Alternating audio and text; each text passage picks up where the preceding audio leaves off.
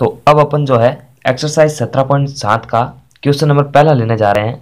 तो अगर आपने इसका उदाहरण नंबर 1 वाला वीडियो नहीं देखा तो उसको जरूर देखिए, बिल्कुल इसके जैसा ही है। तो इसमें आपको करना क्या पड़ता है कि जब कभी भी आपको माध्यक ज्ञात करने को बोल रहा है और उसमें वर्गीकृत आंकड़े दिए गए हैं, किस तरह से वर्गीकृत का मतलब है ऊपर वाली जो लाइन है वो वर्ग अंतराल में दे रखी है। तो बिल्कुल 20, 30, 30, 40 ये सतत वर्ग अंतराल में है। तो आपको इसके अंदर करना क्या है, विधि क्या रहने वाली है। हमेशा जो टेबल होती है, जो सारणी होती है, इसके अंदर पहली पंक्ति हमेशा एक्स आई को प्रदर्शित करती है और दूसरी पंक्ति हमेशा एफ आई को प्रदर्शित करती है।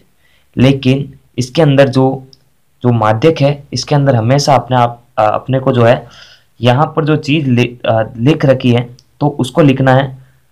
जैसे प्राप्तांक लिखा है तो इसको प्राप्तांक लिख के, अब ये वर्ग अंतराल में है तो यहाँ पर कोष्टक में इसको वर्ग अंतराल भी लिखना है। ठीक है, वर्ग अंतराल में लिखने के बाद में यहाँ पर जो ये कॉलम होता है एफ आई का, तो उसको एफ आई में आपको लिखना है। और इसमें जो है एक कॉलम एक्स्ट्रा बनेगा, वो है सी एफ का। क्या है, या तो सी लिख दो या सी एफ लिख दो, कोई नंबर नहीं कटेंगे।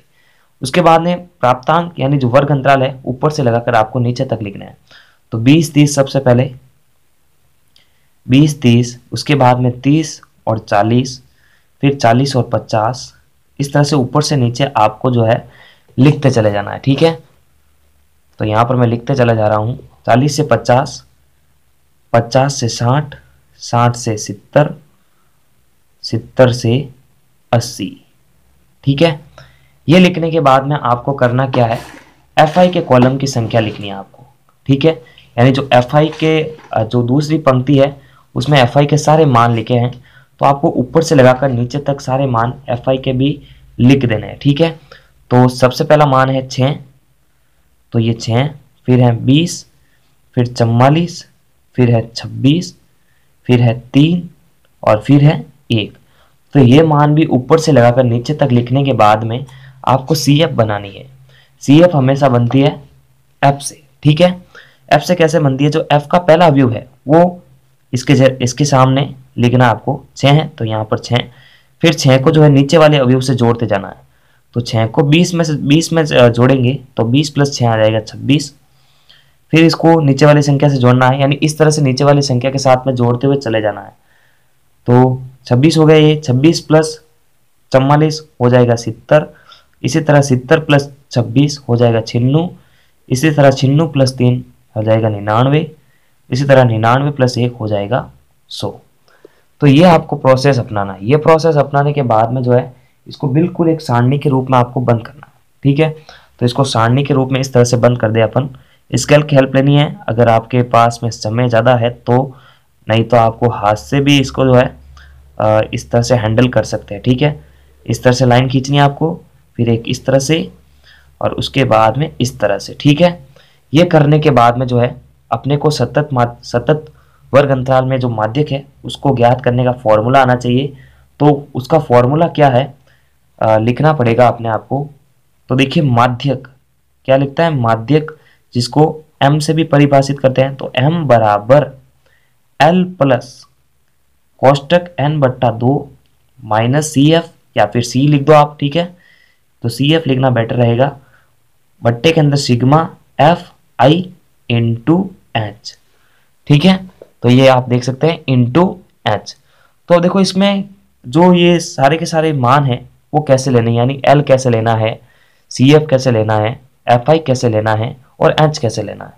तो देखो एच जो है अब तक जितने भी सवाल किए हैं उसके द्वारा अपन समझ सकते हैं। एच हमेशा होता है वर्ग अंतराल के जो वर्ग अंतराल में जो संख्या दे रखी है उनके बीच का अंतर। ठीक है, तो 20 और 30 में अंतर कितना है 10 का, 30 और 40 में अंतर कितना 10 का, यानी सबके अंदर अंतर जो है वर्ग अंतराल में जो संख्याएं दे रखी है उनके मध्य का अंतर जो होता है वो होता है एच। तो एच बराबर यहाँ से आ जाएगा 10।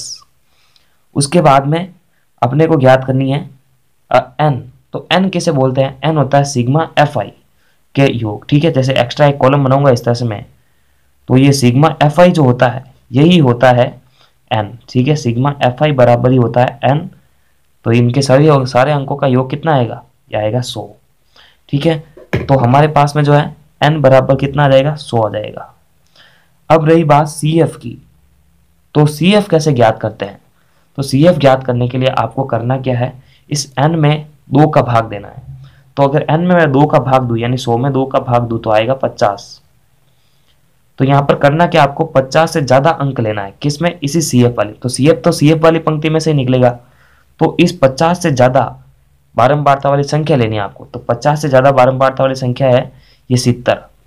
ठीक है, अब 70 आने के बाद में जो है इसी पंक्ति का यूज करके अपन जो है क्या ज्ञात करेंगे, इसी पंक्ति का यूज, देखो यहाँ पर सिग्मा एफ आई नहीं है, ठीक है, खाली एफ आई है। ठीक है, तो यहाँ पर अपन क्या करेंगे, 70 आ गया 50 से ज्यादा, तो इससे एक ऊपर जो संख्या है उसको मानेंगे सी एफ, और फिर इसी लाइन का यूज करके जो अपन निकालेंगे एल भी निकालेंगे और निकालेंगे एफ आई भी। ठीक है, तो यहाँ पर हमेशा ध्यान रखना, जो ये यहाँ पर अपने को कभी भी सिग्मा एफ आई नहीं लिखना, ठीक है, खाली एफ लिखना है। ठीक है, एफ आई भी नहीं लिखना है, खाली एफ लिखना है।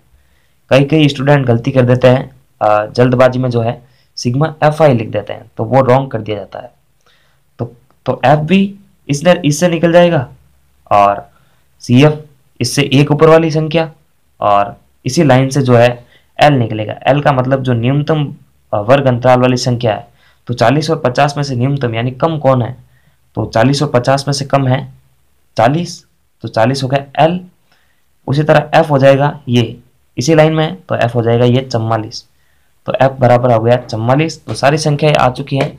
अब अपने को जो है इसको फॉर्मूले के अंदर लिख देना है, और फिर सिंपली जोड़ बाकी गुणा भाग करके सॉल्व करना है। तो एल का मान आ गया यहाँ से 40 प्लस उसके बाद में n बटा 2, तो n का मान था 100, 100 बटा 2 का मान भी आ गया हमारे पास में 50। उसके बाद सी है ये 26, एक ऊपर वाली संख्या, तो 26 ये हो गई सॉल्व, इंटू ये इंटू कितना था, h का मान आ गया था 10, बट्टे के अंदर है f, ना कि सिग्मा f। ठीक है, तो सिग्मा f लिखते समय हमेशा गलती ना करें। ठीक है, खाली f है, क्योंकि हम यहाँ से जो है f का ही एक अवयव ले रहे हैं। तो f का एक अवयव लिया 40, फिर इसको सॉल्व करते हैं। तो इसको सबसे लास्ट के अंदर जोड़ना या घटाना है। तो यहाँ पर 40, पहले इस पूरी पंक्ति को सॉल्व करना है। ठीक है, तो इस पूरी पंक्ति को सॉल्व करने पर जो है हमारे पास में आएगा कितना, देखो जब इसको इससे सॉल्व करेंगे तो आएगा 24, बट्टे के अंदर है 44, इंटू में है 10। ठीक है, फिर नीचे चलते हैं, फिर ये बराबर वाला चिन्ह, यानी इसके आगे ये पद सॉल्व हो रहा है। तो 40 प्लस इसको इससे करेंगे तो 240, बट्टे के अंदर आएगा 44।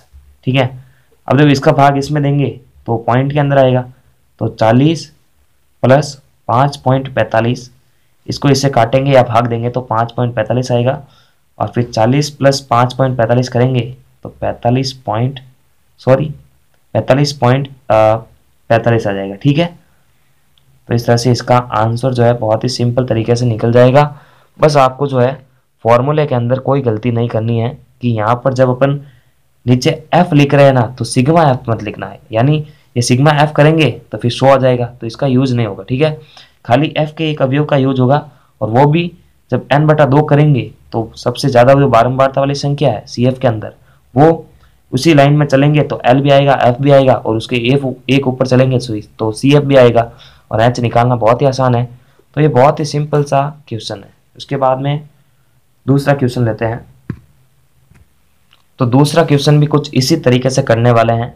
पहले दे रखा है प्राप्तांक, उसके बाद दे रखा है छात्रों की संख्या। तो पहला होता है एक्स आई और दूसरा होता है एफ आई।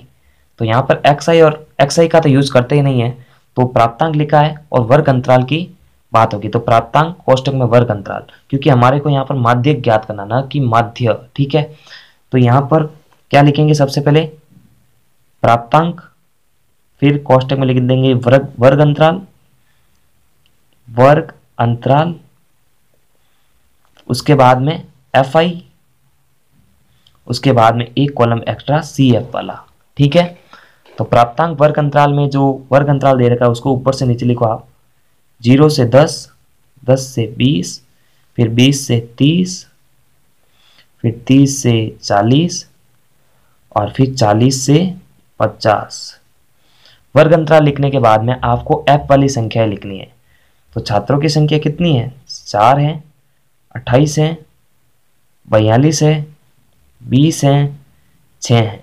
ठीक है, फिर लिखेंगे अपन CF। तो CF कैसे बनाते हैं, F का एक अवयव आगे, फिर इसको इस तरह से नीचे की तरफ जोड़ते जाते हैं, जो रिजल्ट आता है।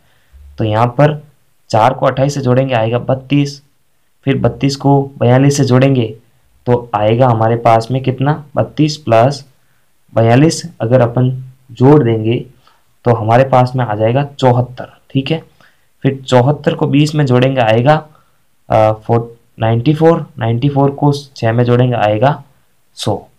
तो ये करने के बाद में सिंपली अब मैंने बताया है कि स्केल की हेल्प लेनी है और इसको सारणी में बंद करना है अगर समय हो तो, नहीं तो हाथों से भी आप इसको बना सकते हैं। कोई ऐसा प्रतिबंध नहीं है मार्क्स कटने का, लेकिन काम में इंप्रेशन बनाने के लिए आपको जो है स्केल का यूज कर ही लेना चाहिए। फिर क्या करना है अपने को, वही माध्यक का सूत्र लिखना है जब सतत अंतराल में है, यानी वर्ग अंतराल में इधर दे रखी हो।